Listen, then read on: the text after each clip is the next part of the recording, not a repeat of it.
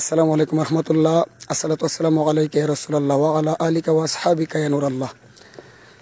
দূরে এবং কাছে, দেশ এবং প্রবাসে যে যেখান থেকে দেখছেন এবং পরবর্তীতে দেখবেন, সুপ্রিয় দর্শক শ্রোতা মণ্ডলী, এই মুহূর্তে আপনারা স্ক্রিনে যেই ভিডিওটা দেখতে পাচ্ছেন, এটা হচ্ছে আমাদের স্বাধীন সোনার বাংলাদেশের কয়েকজন পরিচিত ব্যক্তির মধ্যে একজন সুফি গুরু এম.এ. জসিম খান মামা। আর প্রসিদ্ধ আরেকটা নাম, এটা হচ্ছে যুবরাজ ইয়ামিন সরকার, ওনার শ্বশুর শাশুড়ি এবং জসিম খান মামার আম্মা এবং আব্বার এখানে রজা। এই যে বড়টা হচ্ছে ওনার আব্বা, যিনি বুড়িকান্দির জমিনে শাহিত আছেন, আরাম করতেছেন আল্লাহর মহান ওলি। খুল্লাকান্দির জমিনে হজরতে গণেশা রহমতুল্লাহি আলাই, ওই গণেশা রহমতুল্লাহি আলাইহির একজন আশেক, নাম হচ্ছে ইসমাইল শাহ, ফকির ইসমাইল শাহ রহমতুল্লাহি আলাই। তো উনি আবার আমার বাবার খুব ক্লোজ কাছের মানুষ ছিলেন। ওই সুবাদেই তো ওই দিক থেকে তানাকান্দি মাহফিল করে বরেলে যাচ্ছি, তো সময়টা কম, এজন্য আর নিচে নামতে পারতেছি না। আর এখানে ওয়াসিম মামা এই রুমটাতে ঘুমাইতে আছে, লাইভ দেখলে দৌড়ে চলে আসতে পারে, তো মামা যাতে লাইভটা এখন না দেখে, হ্যাঁ এই রুমে মামা আছেন। তো এখানে ওনারা সালাউদ্দিন মামা, জসিম মামা, শুধু ওয়াসিম মামা সহ ওনারা সবাই ভাই এই ঢাকাতে থাকে আর কি। তো গ্রামের বাড়িটা ওইরকম থাকে না, বিদায় ওয়াসিম মামা থাকতো না, ঢাকাতে থাকতো। তো এখানে কেউ না থাকার কারণে বর্তমানে এই অবস্থা। সামনে নির্মাণ দিন, অনেক কাজ হবে ইনশাল্লাহ। তো একটু লাইভ দিলাম।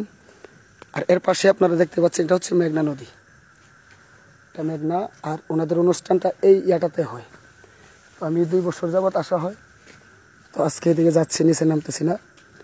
তো একটু দেখার সুযোগ করে দিলাম। ইসমাইল ফকিরের এটাই হচ্ছে রওজা, বর্তমানে অবস্থাতে আছে। সামনে ইনশাল্লাহ আমিও শরীক থাকবো, এটার কাজ হবে।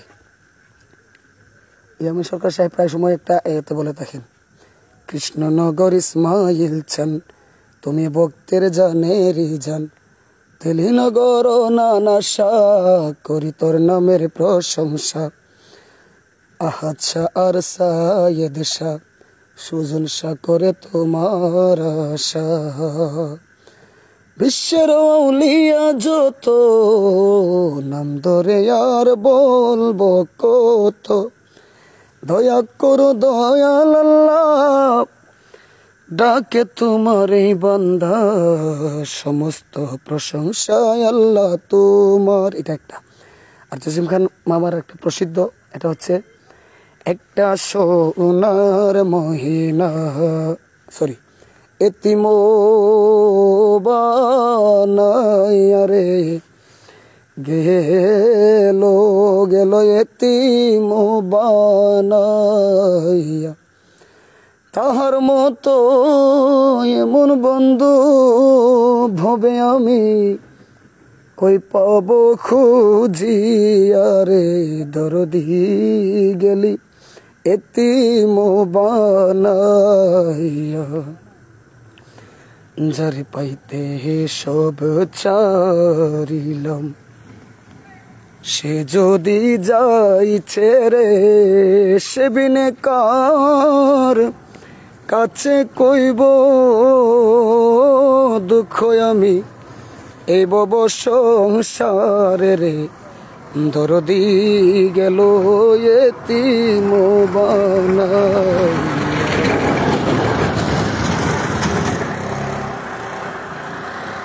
মেহেদি, হ্যাঁ তোমার মতন অভদ্র লোককে আমি আমার মতন নগণ্য ব্যক্তি আমার লিস্টে রাখি না। ওই সমস্ত নাফরমানগুলারে আই ডোন্ট লাইক দিস। তো এই জন্য লাইভ কাটার সাথে সাথে বলক ফ্রি। দোষ্ট গরুর চেয়ে শূন্য গোয়াল অনেক ভালো, সময় থাকতে সদরিয়ে যাও, ভালো হইতে টাকা পয়সা লাগে না। রে তোর মা বাবার মনে হয় সুশিক্ষা নাই, থাকলে এইভাবে কমেন্ট করতে না, নষ্ট।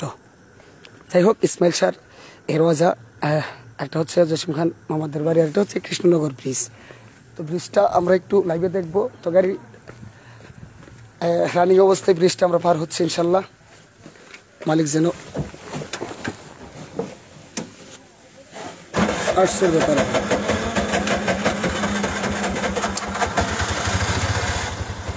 দর্শক, এটা হচ্ছে কৃষ্ণনগর ব্রিজ। হ্যাঁ, বৃষ্টিটা একটু লাইভ দিচ্ছি। তো আগে এরকম অবস্থা ছিল না, অবশ্য রাস্তার অনেক কাজ হয়েছে ইনশাল্লাহ।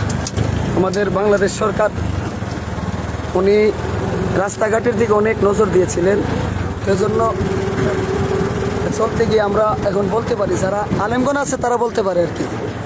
আর বিশেষ করে টান দেন। তো আমরা এখন আর আগের মতো ওই সাহসটা নিয়ে চলতে পারি না, রাস্তাঘাট নিরাপদ না। তো কাজে স্বাধীন সোনার বাংলাকে যেন মালিক অতি তাড়াতাড়ি নিরাপদ করে দেয়, এবং যার দ্বারাই এই দেশ নিরাপদ থাকবে, জনগণ নিরাপদ থাকবে, আল্লাহ যেন তার মাধ্যমে এই দেশের সেবা করে, কারণ দেশ ভালোবাসা ইমানের একটা অংশ। আর এখানে চা খাওয়ার একটা নতুন একটা জলসিঁড়ি ফুচকা বাড়ি। ও আচ্ছা আচ্ছা, যাই হোক এটাও নতুন হয়েছে, গত বছর ছিল না। ব্রিজের সীমানাটা এখানে বিদায় ইসমাইল শাহ, এবং স্মরণ করছি ওনার সকল আওলাদদেরকে, মালিক যেন সহি সালামতে সবসময় রাখে। আর এটা হচ্ছে লাইট দেখানো সম্ভব না, অন্ধকার মেঘনা নদী, আর মেঘনা নদীর একবারই হচ্ছে ওনাদের বাড়ি।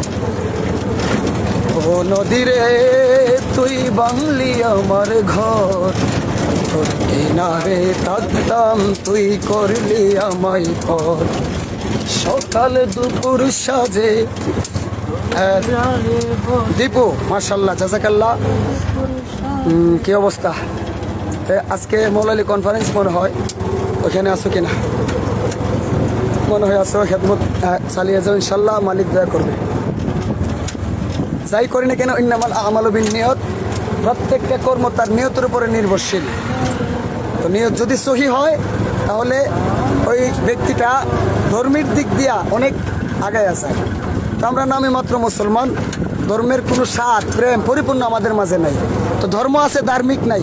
ধার্মিক থাকলে ধর্মেরই অবস্থা থাকতো না। দেশ আছে, দেশ প্রেমিক নাই, থাকলে দেশেরই অবস্থা থাকতো না। আর আমাদের সমাজে মনুষ্যত্ব বলতে মানুষ খুব কম, নষ্ট মানুষ বেশি। সামনে উদারতা, পিছনে পিছনে বাস দেওয়া, একসাথে বসে খাওয়া, পিস দিলেই সমালোচনা করা, ওই সমস্ত লোক থেকে দূরে থাকবেন। আর টাকা ধার দিবেন না কাউকে। আমি পায়ে ধরে অনুরোধ করব, যদি শত্রু কাউকে বানাইতে চান তাহলে টাকা ধার দিবেন। তো আল্লাহ যেন আমাদের সকলকে হেফাজত করে। ভালো থাকবেন। দীপু আরেকটা প্রোগ্রামে যাচ্ছি, ওখানে ভালো থাকো, কথা হবে ইনশাল্লাহ। আসসালামু আলাইকুম।